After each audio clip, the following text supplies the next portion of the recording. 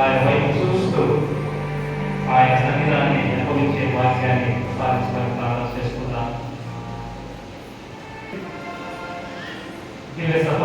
ప్రభువు మన మధ్య ఉంటున్నారు, పీఠం పైన వేచేసి ఉన్నారు.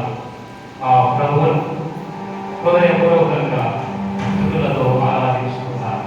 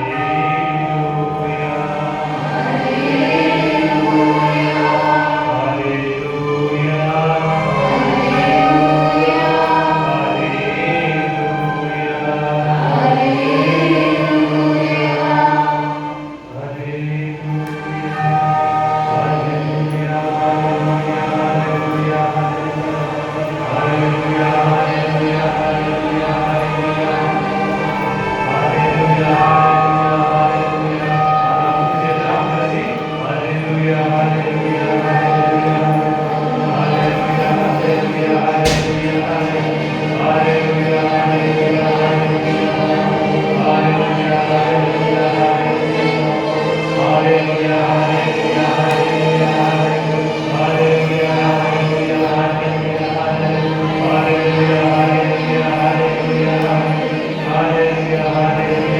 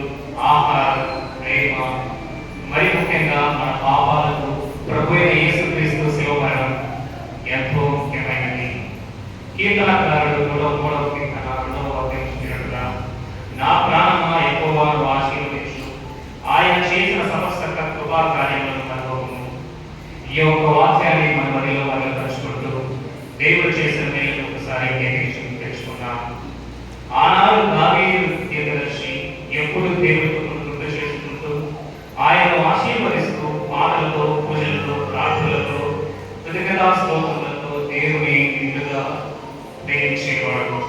మనం కూడా మన జీవితంలో దేవుడు చేసిన మహిమలను గుర్తు చేసుకుంటూ ఒకసారి మన గతాన్ని గుర్తు చేసుకుందాం. మనం నిరాశలో ఉన్నప్పుడు దేవుడు మనకు ఆశను ఇచ్చి ఉన్నాడు. మనం రోగంలో ఉన్నప్పుడు ఆయన మనకు ఆరోగ్యం దయచేసి ఉన్నాడు. మనం తప్పిదాలు చేసినప్పుడు ఆయన మనకు క్షమించి ఉన్నాడు. మనం ఒంటరిగా ఉన్నప్పుడు ఆయన మనకు తోడు నీడై ఉన్నాడు. మనం నశించిపోతున్నప్పుడు ఆయన మనకు తోడు నీడై ఉంది. మనం చేసిన అన్ని పనులలో మనకు ఎంతో ఫలితాన్ని అందించి ఉన్నాడు. ఈ అన్ని విషయాలకు గాను మనం ధన్యవాదాలు చెప్పకపోతే అది ఒక అభాగ్యమైన విషయం. కావున ఒకసారి మనం మన గ్రంథాన్ని నెమరు వేసుకుంటూ దేవుడు మనకు చెల్లించినప్పటి నుంచి చేసిన కృతజ్ఞతా స్తోత్రాలకు ఎన్నో వేలను గుర్తు చేసుకుంటూ గడిచిన కాలంలో అనే పాటలు పాడుతూ దేవుని కృతజ్ఞతా స్తోత్రాలను చేసుకుంటూ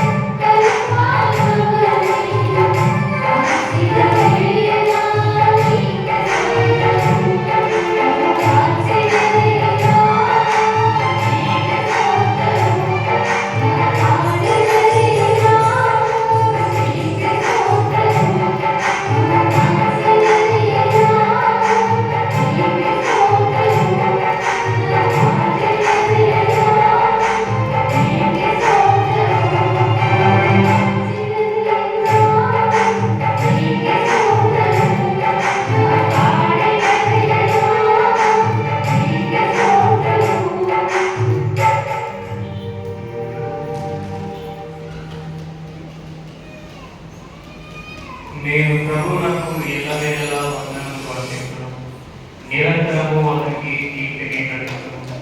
కృతజ్ఞతాస్తుతులతో అతని సన్నిధిలోకి ఉంటుము, సంతోషంతో కీర్తనలు పాడుచు అతనికి విన్నవించును. కీర్తనకారుడు 35వ కీర్తన 34వ వచనం నుండి మనము ఈ వచనాలు చూసుకున్నట్లయితే, దావీదు రాజు అతని జీవిత కాలమంతయు దేవునికి కృతజ్ఞతాస్తోత్రములు వర్తించుతూ తన జీవితంలో సాగించి ఉన్నారు. దేవుడు అతన్ని బహుగా దీవించి ఎంతో పుణ్య జీవితంలో అతనికి ప్రసాదించాడు.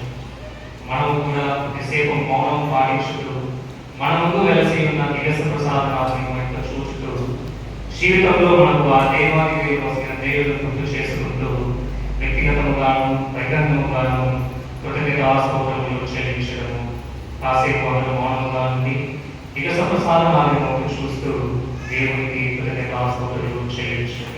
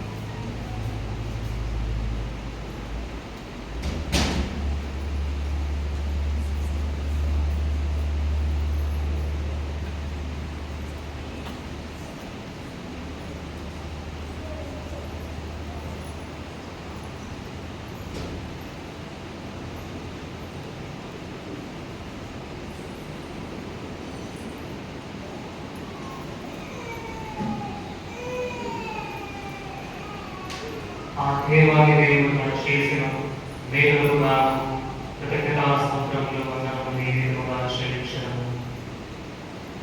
తండ్రి వందనం, తండ్రి స్తోత్రం, తండ్రి ఆరాధన, యేసువా వందనం, యేసువా స్తోత్రం, యేసువా ఆరాధన, ఆత్మదేవా వందనం, ఆత్మదేవా స్తోత్రం, ఆత్మదేవా ఆరాధన, సృష్టికర్తైన దేవా వందనం,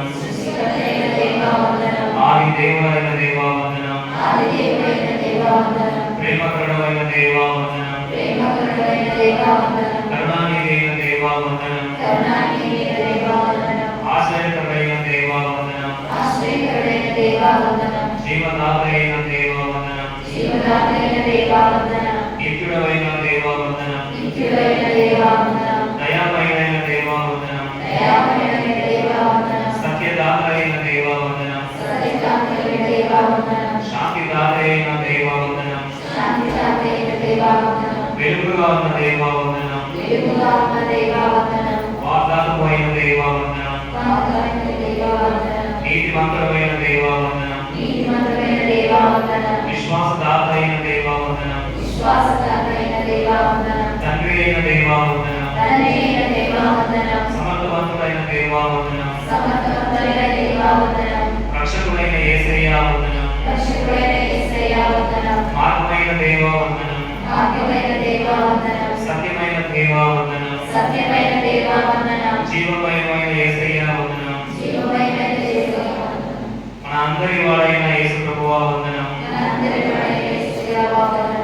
దేవుని కుమారుడైన యేసయ్యా వందనం. దేవుని కుమారుడైన యేసయ్యా వందనం. ప్రేమమయమైన యేసయ్యా వందనం. ప్రేమమయమైన యేసయ్యా వందనం. పవిత్రుడైన యేసయ్యా వందనం. పవిత్రుడైన యేసయ్యా వందనం. బలి పశువులైన యేసయ్యా వందనం. బలిపశువైన యేసయ్యా వందనం. కాపరి అయిన యేసయ్యా వందనం. కాపరైన యేసయ్యా వందనం. మా కోసం ప్రాణం ఇచ్చిన యేసయ్యా వందనం. మా కోసం ప్రాణం ఇచ్చిన యేసయ్యా వందనం. జీవవాక్యమైన యేసయ్యా వందనం. జీవవాక్యమైన యేసయ్యా వందనం. పాపరహితుడైన యేసయ్యా వందనం. పాపరహితుడైన యేసయ్యా వందనం. విజయుడైన యేసయ్యా వందనం. విజయుడైన యేసయ్యా వందనం. పునరుత్థానమైన యేసయ్యా వందనం. పునరుత్థానమైన యేసయ్యా వందనం. పరిశుద్ధాత్మ దేవా వందనం. పరిశుద్ధాత్మ దేవా వందనం. జ్ఞానదాతైన దేవా వందనం. జ్ఞానదాతైన దేవా వందనం. పవిత్రమైన దేవా వందనం. పవిత్రమైన దేవా వందనం. ఉపదేశకుడైన దేవా వందనం. ఉపదేశకుడైన దేవా వందనం. కృపామయుడైన దేవా వందనం. కృపామయుడైన దేవా వందనం. బుద్ధిమంతుడైన దేవా వందనం. బుద్ధిమంతుడైన దేవా వందనం. అగ్ని అయిన పరిశుద్ధాత్మ వందనం. అగ్ని అయిన పరిశుద్ధాత్మ దేవా వందనం. జీవించు ఆత్మ అయిన పరిశుద్ధాత్మ వందనం. జీవించు ఆత్మ అయిన పరిశుద్ధాత్మ దేవా వందనం. ధర్మబోధకుడైన పరిశుద్ధాత్మ వందనం. ధర్మబోధకుడైన పరిశుద్ధాత్మ వందనం. సహచారి అయిన పరిశుద్ధాత్మ దేవా వందనం. సంసారి అయిన పరిశుద్ధాత్మ దేవా వందనం. అనుగ్రహదాత అయిన పరిశుద్ధాత్మ దేవా వందనం. అనుగ్రహదాత అయిన పరిశుద్ధాత్మ దేవా వందనం. చిత్తబుద్ధి దాత అయిన పరిశుద్ధాత్మ దేవా వందనం. అర్థబోధకుడైన పరిశుద్ధాత్మ దేవా వందనం. వెలుగునిచ్చిన పరిశుద్ధాత్మ దేవా వందనం. వెలుగునిచ్చిన పరిశుద్ధాత్మ దేవా వందనం.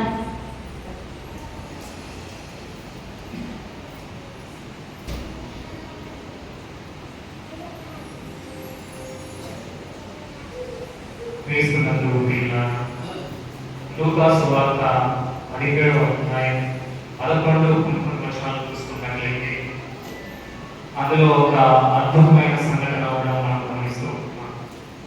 ఇది 10 మంది కుష్ఠరోగుల కథ. యేసు ప్రభు ఒకసారి యెరూషలేము నగరానికి వెళ్తున్నప్పుడు ఒక గ్రామంలో 10 మంది కుష్ఠరోగులు ఆయనకు ఎదురవడం జరుగుతూ ఉంది. వారు దూరంగా ఉంచుకొని గొంతెత్తి, ఓ యేసు ప్రభువా, మమ్మలను కనికరించుము అని ఎలుగెత్తించాలి. అప్పట్లో కుష్ఠరోగులు సమాజం నుంచి వెలివేయబడ్డవారు. వారు ఎవరి దగ్గరికి వెళ్ళలేదు. దేవాలయానికి అస్సలు రానివ్వరు. అందరినీ దూరంగా ఉంచేవారు. అంతటి స్థితిలో వారు యేసును నమ్మి మొరపెట్టుకోవడం జరుగుతూ ఉంది. యేసు ప్రభువారు వారు ప్రార్థనని మీరు మీరే యాజకులకు చూపించండి అని చెప్పడం జరుగుతుంది. వారు ఇంకా కోలుకోకముందే ఆయన వాళ్ళను పంపించడం జరిగింది. అయినా వారు యేసు ప్రభు మాటలు నమ్మి యాజకుల వద్దకు వెళ్ళిపోయారు.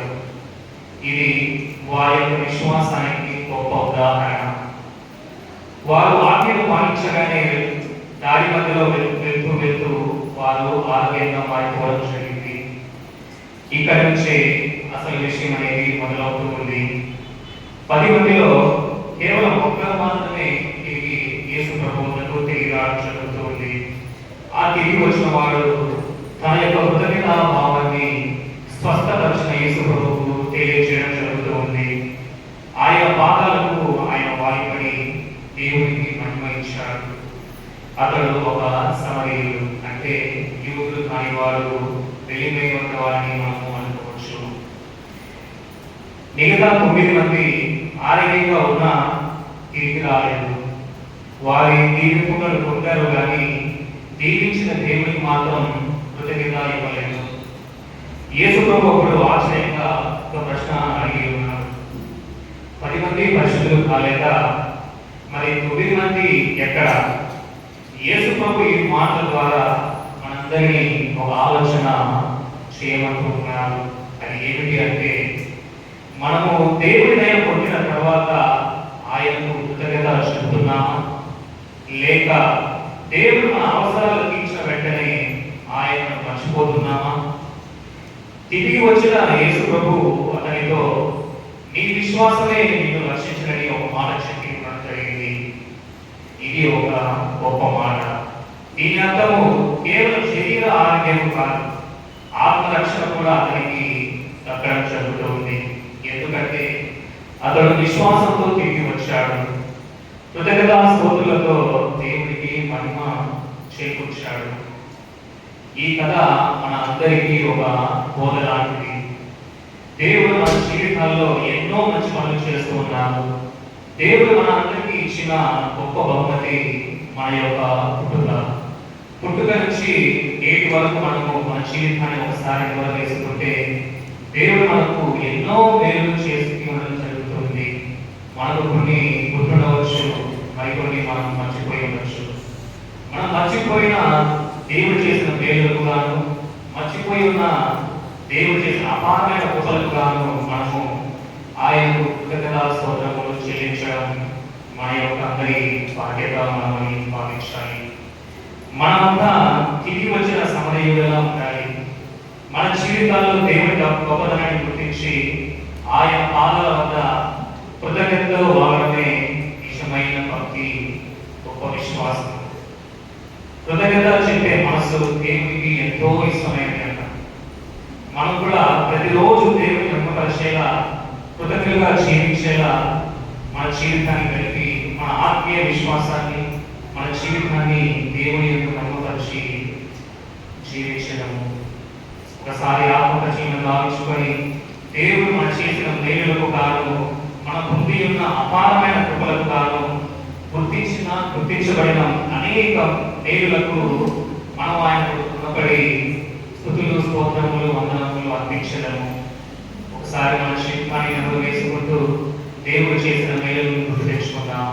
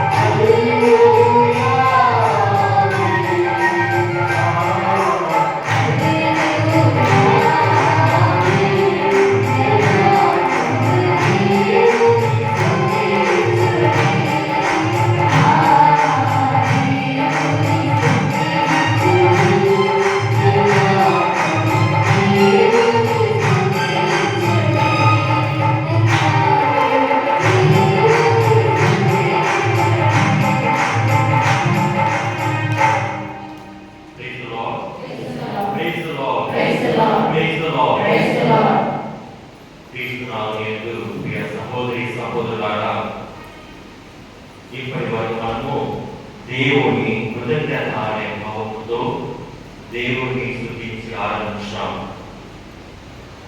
దేవుడు మన మధ్యలో దివ్య స్వస్థాలలో మన మధ్యలో ఉండి మనల్ని ఆశీర్వదిస్తున్నాడు. ఈనాటి పూజ వర్ణములు మన పూజలో ఏదైతే జరుపుకుంటున్నామో ఆ పూజ వర్ణములు దేవుని పరామర్శ అనే ఒక అంశాన్ని మనము ధ్యానించుకుంటున్నాము. దేవుడు మనం ఎప్పుడైనా సరే ఎవరైనా బాగోలేకపోతే ఆసుపత్రిలో ఉన్నప్పుడు, లేకపోతే తల్లిదండ్రులు పుష్పాలైనప్పుడు, లేకపోతే ఓల్డేజ్ చేసినప్పుడు, అమ్మగారిలో ఉండగా మనం వెళ్ళి పరామర్శిస్తాము. అలా పరామర్శించడం వల్ల జరిగే లాభాలు ఎవరైతే లోపల ఉన్నారో వారికి. నువ్వు పంటలు పోవాల్సిన అవసరం లేదు, కానీ ఆ పరామర్శే ఒక భాగ్యము. అలా పరామర్శింపబడిన వ్యక్తి యొక్క జీవితము నూతన జీవితముగా మారుతుంది. ఓకే, కాబట్టి ఈనాటి మొదటి పట్టణంలో యెషయా ప్రవక్త ఇశ్రాయేలు ప్రజలు బానిసత్వం నుండి తిరిగి వచ్చినప్పుడు వారు ఏం చేశారంటే, వాళ్ళకు అప్పటికి వాళ్ళకి ఇల్లు లేదు, వాళ్ళకు ఒక దేవాలయం లేదు. కానీ ప్రభువు వారిని ఓదార్చుతున్నారు, పరామర్శిస్తున్నారు. ఏ విధంగా అంటే యెషయా గ్రంథము 66వ అధ్యాయము 13వ వచనము చదువుతారు ఎవరైనా? యెషయా గ్రంథము 66వ అధ్యాయము 13వ వచనము.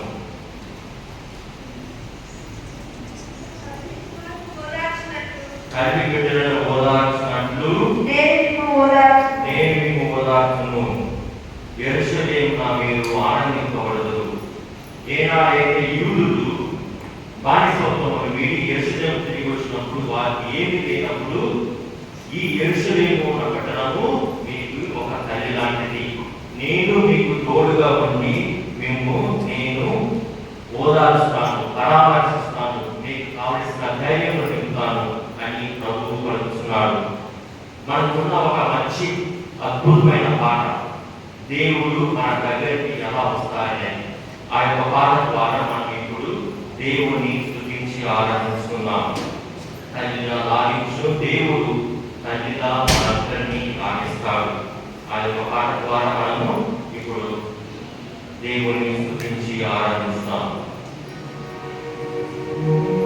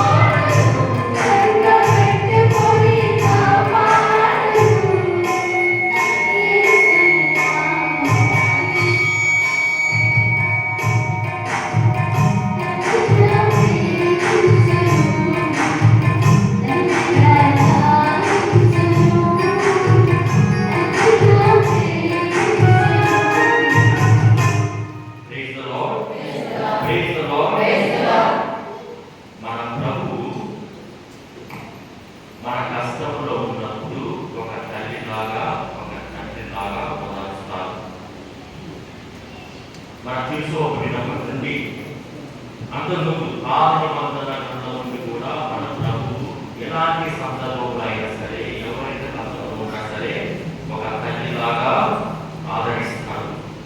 అది మనము 3వ అధ్యాయం 8వ వచనంలో ఆదాము అవ్వలు తప్పు చేసి మేము తప్పు చేశాము అని తెలుసుకొని దేవునికి దూరంగా మానసికంగా బాధపడుతున్నారు.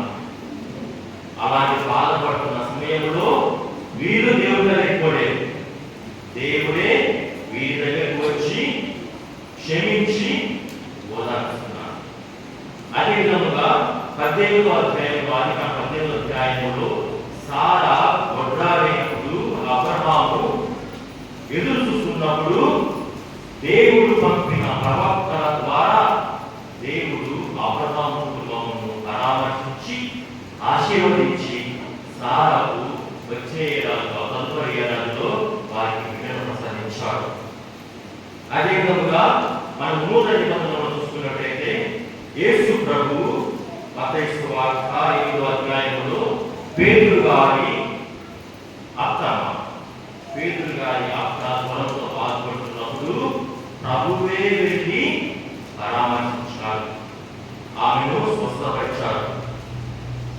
లాజరు చనిపోయినప్పుడు మార్తా మరియమ్మలు బాధపడుతున్నప్పుడు ప్రభువు వచ్చి వారిని ఓదార్చుతున్నారు. అపోస్తల కార్యములు 2వ అధ్యాయం చూసిన విధంగా ప్రభు మరణించిన తర్వాత శిష్యులు మరియ తల్లి అందరూ భయభ్రాంతులై ఒక రూపులో కూర్చుని భయపడుతుండగా పవిత్రాత్మ ద్వారా దేవుడు వారిని పరామర్శించాడు.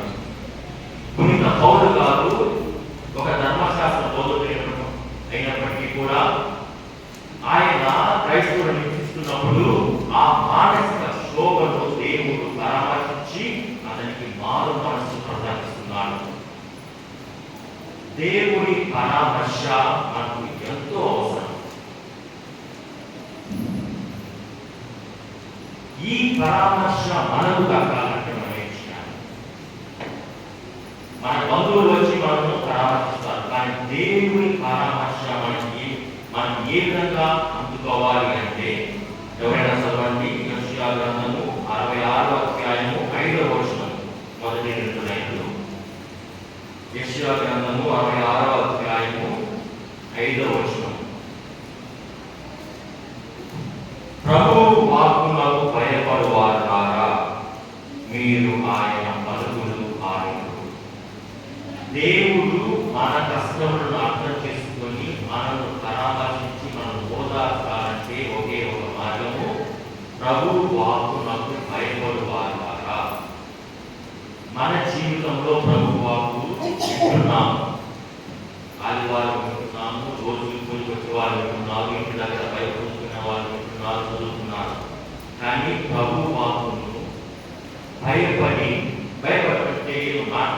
శారీరక భయం కాదు, ఆయన మాటలను ఆడించి జీవించే విధంగా మనం ఉండాలి. మనం మనము ఒక మరణం చేసుకోవాలి. దేవుడు మనను పరామర్శిస్తున్నాడా?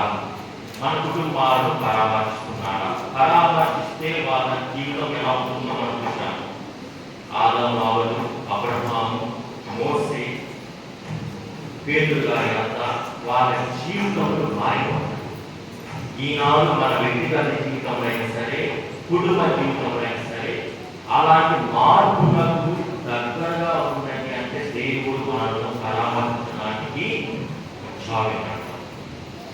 దేవుడు మన దగ్గరికి పరామర్శించడానికి దూరంగా ఉన్నాడంటే మనం ఆయన వాకుకు భయపడండి, ఆయన వాకులకు దూరంగా ఉంటున్నామని ఒక అర్థం. కాబట్టి ప్రియ సహోదరి సహోదరులారా, ఈ యొక్క మొదటి పట్టణం తెలియజేసే విధంగా దేవుడు ఒక తల్లిలాగా మనం ఆదరించాలి అంటే, మనం లాభించాలి అంటే మన దగ్గర ఉన్న ఒకే ఒక వాయిదము దేవుడి యొక్క వాక్కును సాగించడం, జీవించడం. ఒకవేళ ఈ వాక్కును మనం పాటించినప్పుడు మన జీవితం ఏ విధంగా మారుతున్నది అనేది రెండవ పట్టణం. పునీత పౌలు గారు గలతీయులకు రాసిన లేఖలో 6వ అధ్యాయం మనం ఈరోజు చదువుకుంటున్నాం పూజ సమయంలో. ఆయన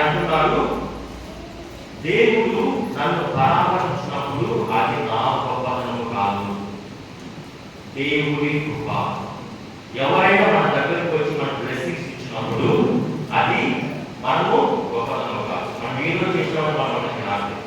వారు మన దగ్గరికి వచ్చి మనల్ని ఆశీర్వదించి అది వాళ్ళ గొప్పతనం, అంటే దేవుడి గొప్పతనం. దేవుడు మన దగ్గరికి వచ్చినప్పుడు అది దేవుడి గొప్పతనం. దాన్ని మనము స్వీకరించాలి. పునీత పౌలు గారు చెప్తున్నారు, యేసు సిలువనే, యేసు రక్షణే నాకు గొప్పతనము.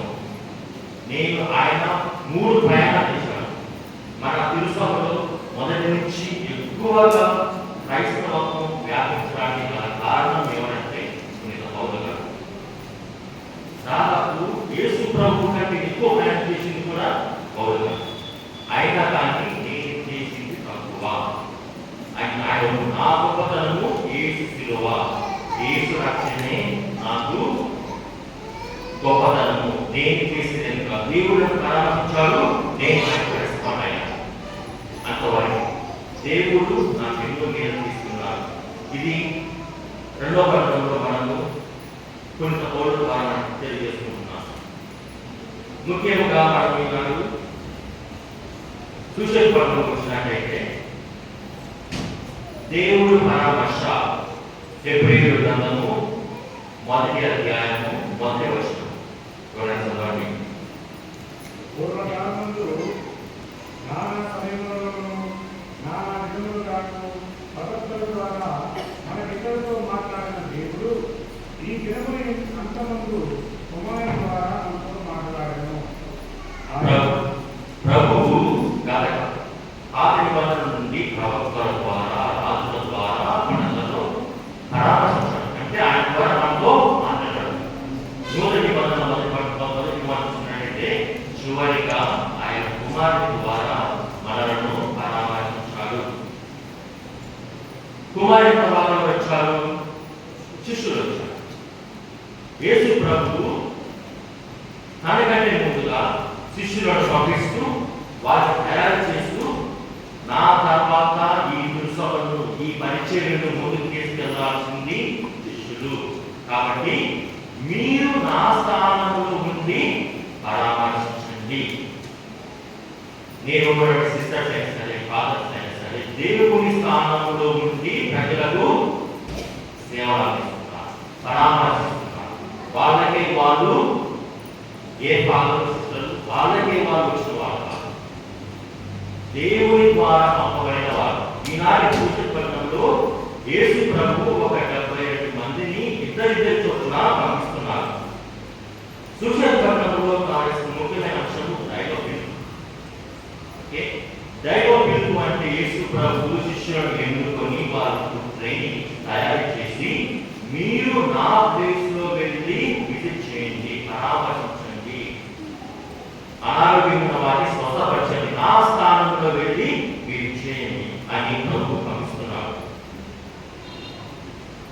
నాకు ఈ పట్టణంలో బాగా నచ్చిన విషయం, బాగా నాకు అర్థమైన విషయం ఏంటంటే, ఇద్దరిద్దరి చొప్పున పంపించడం. ఎందుకు యేసు ప్రభు మగవారిని పంపించకూడదు, భూగారిని పంపించకూడదు? ఇద్దరిద్దరి చొప్పున ఎందుకు పంపిస్తున్నారు? నేను ఈ లోతుగా కొంచెం ఆలోచించినప్పుడు ఇద్దరు అనే మాట బైబిల్లో చాలా ముఖ్యమైనది. ఎందుకంటే ఎజికేల్ గ్రంథం చూసుకున్నట్లయితే ఎవరైనా సరే సాక్షులుగా కనీసం జరుగుతారు. మన పెళ్లి సమయంలో సాయం జరుగుతున్నారు, సంస్కారం జరుగుతున్నారు. పెళ్లి సమయంలో వధువు వరుడు ఇద్దరు సాక్షులు ఉన్నారు. జ్ఞానస్నానంలో కూడా పెద్దలు ఉంటారు. సో ఎవరైనా ఇద్దరు సాక్షులు బైబిల్లో విధంగా చూసుకుంటున్నారు. అదేవిధంగా లూకాసు వార్త 4వ అధ్యాయంలో యేసు ప్రభువు పునరుద్ధరణ తర్వాత ఇద్దరు నడుచుకుంటూ ఎమ్మౌసు గ్రామానికి పోతున్నారు. ఇద్దరు వెళ్తున్నారు. యేసు ప్రభువు పునరుద్ధరణ తర్వాత సమాధి వద్దకి ఇద్దరు, పేతురు, యాకోబు ఇద్దరు వెళ్తున్నారు. ఎందుకు ఇద్దరు అని నేను రోజు ఆలోచించినట్లయితే, ఇద్దరు ఉన్నప్పుడు లేక ముగ్గురు, ఇద్దరు కంటే ఎందుకంటే ఇద్దరు ఎక్కడైతే ఇద్దరు లేక ముగ్గురు ఇద్దరు ఉన్నప్పుడు, కనీసం ఇద్దరు ఉన్నప్పుడు ఒకరు తప్పు దావలో పోయినా కానీ ఇంకొక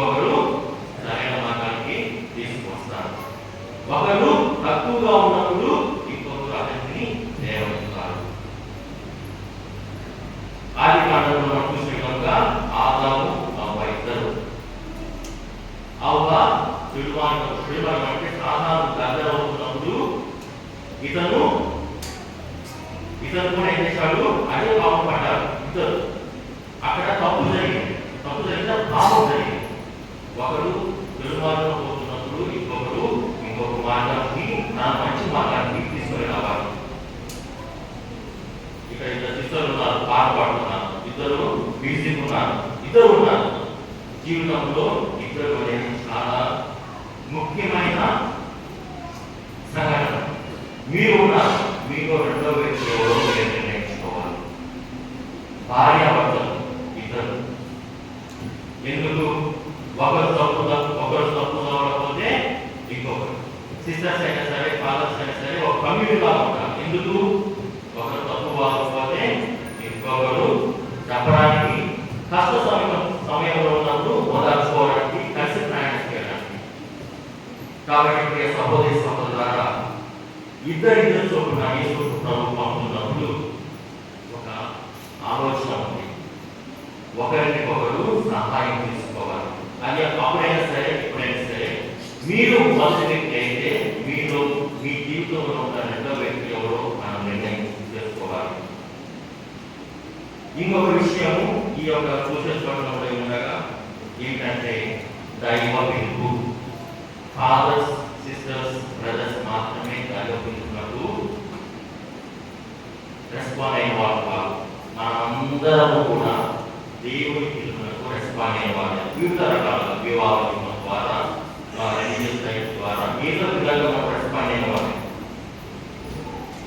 ఈ యొక్క పరామర్శ యేసు ప్రభువే దేవుడు ఏదైతే మనం పరామర్శ గురించి ఆలోచిస్తున్నామో, తాను స్వయంగా వెళ్ళవలసిన ప్రాంతంలో వారిద్దరిద్దరు పంపాడు. ప్రభు మన ముందు వస్తుంటే మీరు వెళ్ళండి పట్టణం, కానీ ప్రజలు మిమ్మల్ని ఆహ్వానిస్తారు. వారు మిమ్మల్ని ఆహ్వానించినప్పుడే మీరు ఆ కుటుంబంలో శాంతి ప్రసాదిస్తారు. వారు ఆహ్వానించకపోతే మనము పోయిన వేస్ట్. ఈనాడు మీరు ఎక్కడ ఉన్నా సరే, ఏ సందర్భంలో ఉన్నా సరే, ఏ ప్రాంతంలో ఉన్నా సరే ఆహ్వానించి, విచారణ గురువులైనా సరే, సిస్టర్స్ అయినా సరే, ఆహ్వానించి దేవుని బ్లెస్సింగ్స్, దేవుని ఆశీర్వాదం తీసుకోవాలి. ఈ యొక్క ట్యూషన్ పాఠం చివరి భాగంలో 70 మంది వెళ్ళారు, దేవుని పేరు అద్భుతాలు చేశారు, పరామర్శించారు, స్వస్థపరిచారు. తిరిగి ప్రభు దగ్గరికి వస్తున్నారు. ప్రభు దగ్గరికి వచ్చినప్పుడు వాళ్ళ ప్రభు మీ పేరిట విహారములు కూడా మాకు లోపడుతున్నవి. మీరైతే ఎప్పుడైతే నన్ను పరామర్శించారో, ఏ ద్వారా మేమైతే మీ తరఫున వెళ్ళామో అద్భుతములు జరిగాయి. ప్రభు పేరిట మన కుటుంబములను, మన జీవితములను ఎవరైతే పరామర్శించి ఓదార్చి మన జీవితంలోకి వస్తారో అద్భుతములు జరుగుతాయి. అవి వెంటనే జరుగుతాయా, జరుగుతాయా? జరుగుతాయి, ఖచ్చితంగా జరుగుతాయి. అది మన విశ్వాసం. దేవుని వాక్కు వలన, దేవుని వాక్కు భయపడిన వారు దేవుని పరామర్శకు పోయేవారు, దేవుని ఆశీర్వాదమును పొందుతారు. అలా పొందిన వారి జీవితంలో అద్భుతములు జరుగుతాయి. కాబట్టి సహోదరి సహోదరులారా,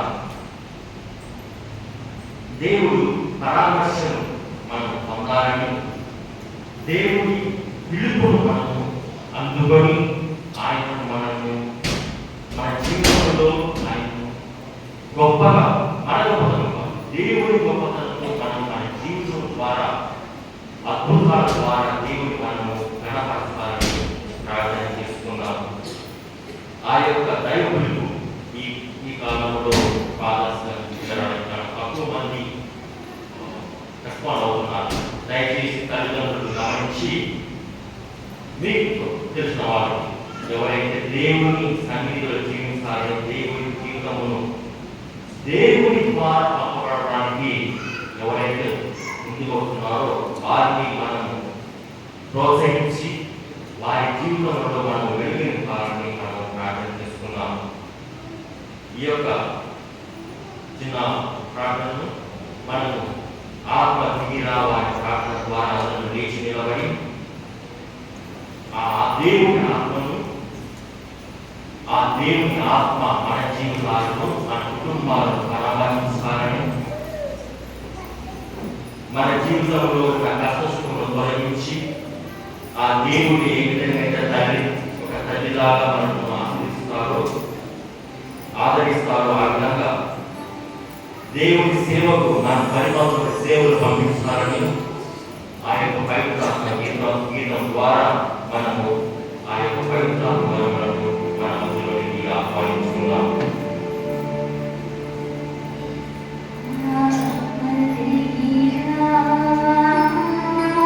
అందరం చేతులు జోడించి పాడుకుందాం.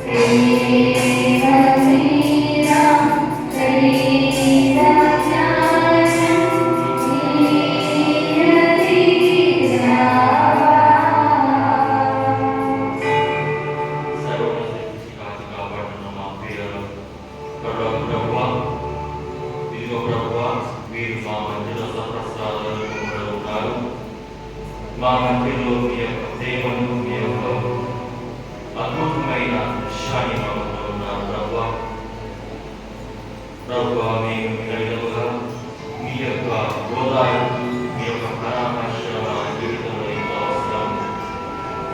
ప్రభువా మేము తెలుసు తెలియని సంగతులను గమనించి ఇప్పటికైనా మా జ్ఞానము కలిగించి ప్రభువా మా కుటుంబములను సందర్శించండి, మా జీవితములను సందర్శించండి, మా గ్రామములను మా విషయాలను సందర్శించండి.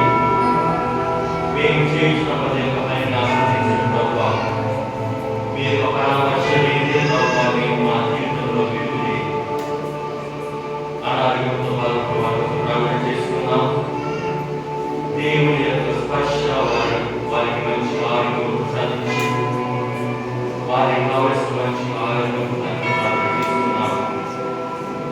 ఏ కుటుంబం అయితే శాంతి సమాధానం లేదో ఆ కుటుంబం దేవుని వద్ద సమర్పించుకున్నాం. దివస ప్రసాదంలో ఉన్న ప్రభు ఆ కుటుంబమును నిండుగా వెలుగుగా సాధించి శాంతి సమాధానములు ఆ కుటుంబంలో నెలకొల్పాలని ప్రార్థన చేసుకున్నాం. విద్యార్థులతో ప్రార్థన చేసుకున్నాం. వారి చదువుల ఎందుకు విధుల ఎందుకు తోడుగా ఉండి వారికి మంచి జ్ఞానం ప్రార్థన చేసుకున్నాం.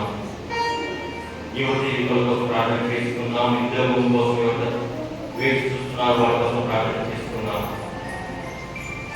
దేవుడు మన ఆలోచనలు ఎరిగి మనకు కావాల్సిన అవసరం తెలుసుకొని దేవుడు మన కుటుంబాలను మన జీవితాలను పరామర్శించి ఓదార్చి మన కుటుంబాలకు కావలసిన దీవెనలను మనం ప్రార్థన చేసుకున్నాం. ఇప్పుడు అందరూ మోకాలుండి శరణములో వచ్చి ప్రార్థన పాడుతున్నాం.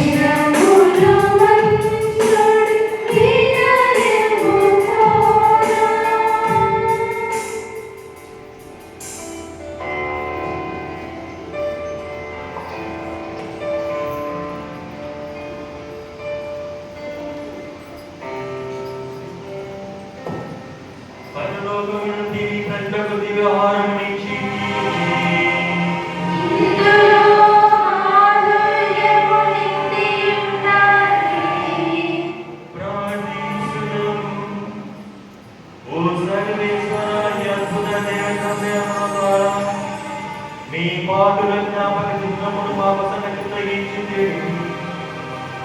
మీ దివ్య శరీర రక్తముల పరమరహస్యములను మేము భక్తి శ్రద్ధలతో పూజింపను. మీ రక్షణ ఫలితమును మేము నిరంతరము చవి చూడను. యుగ యుగములు జీవిస్తూ పాలన చేయని వారు మాకు అనుగ్రహించండి.